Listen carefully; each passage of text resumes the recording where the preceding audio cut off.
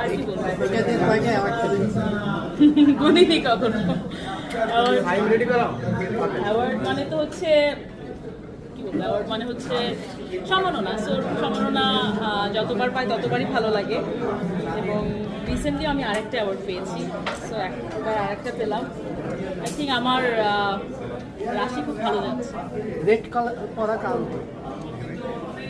Red পড়ার কারণ হচ্ছে, এখন যদি মিথ্যা কথা শুনতে চান তাহলে আমি আপনাকে বলবো যে সামনে ফেব্রুয়ারি মাস ভালোবাসা দিবস উপলক্ষে মানে উদযাপন করার জন্য রেড করছি।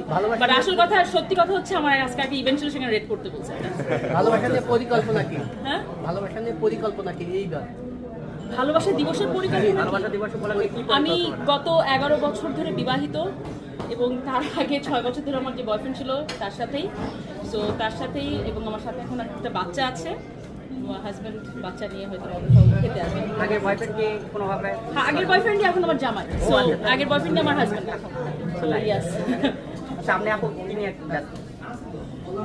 সামনে ব্যস্ত হচ্ছে, মানে আমার এই যে আপনারা অনেক যারা সোশ্যাল মিডিয়াতে ছবি পাবলিশ করেন, এত ছবি যায় মানুষ ভাবে কি আমি আইন পেশায় আর নাই, মনে হয় শুধু এগুলোই করে মনে হয়। আমি আইন পেশায়ও আছি এবং কোর্টে যেতে হয়, চেম্বার করি, সব কিছু করি। সো সব মিলে ওখানেও প্রচণ্ড